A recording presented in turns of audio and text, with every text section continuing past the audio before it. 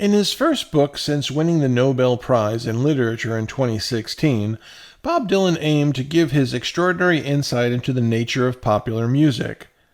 In the book, he covered songs by artists such as Little Richard, Frank Sinatra, Nina Simone, Cher, and the Grateful Dead.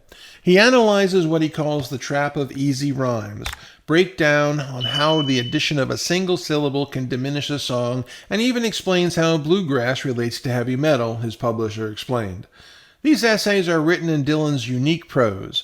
They are mysterious and mercurial and poignant and profound and often laugh-out-loud funny. And while they are ostensibly about music, they are really meditations and reflections on the human condition. Running throughout the book are nearly 150 carefully curated photos as well as a series of dreamlike riffs that taken together resemble an epic poem and add to the work's transcendence.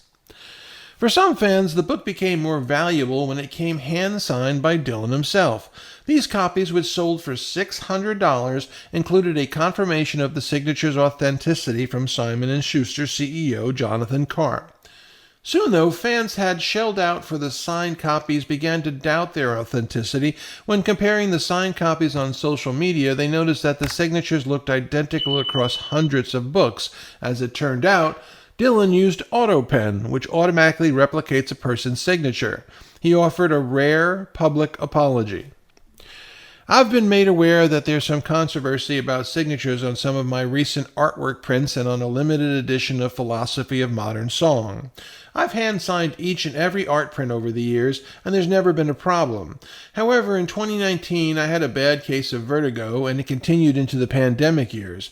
It takes a crew of 5 working in close quarters with me to help enable these signing sessions, and we could not find a safe and workable way to complete what I needed to do while the virus was raging. So during the pandemic, it was impossible to sign anything, and the vertigo didn't help.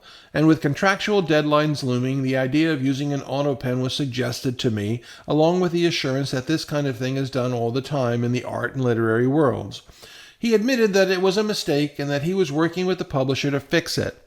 Using a machine was an error in judgment, and I want to rectify it immediately, he wrote.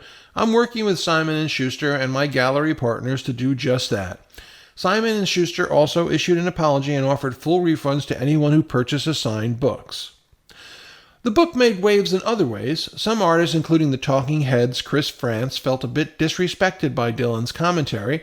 Fritz prickled at Dylan's assertion that Elvis Costello and the Attractions were a better band than any of their contemporaries, light years better.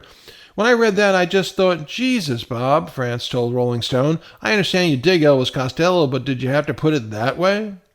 Other musicians, though, were happy that Dylan mentioned them, even if it wasn't wholly flattering. When he wrote that Hank Williams song, Your Cheatin' Heart, wouldn't have worked with someone like guitarist Joe Satriani was just happy Dylan knew his name. Bob Dylan knows my name, Satriani said, still adding in his defense, I think the great Hank Williams and I could have sorted things out and made some great music together.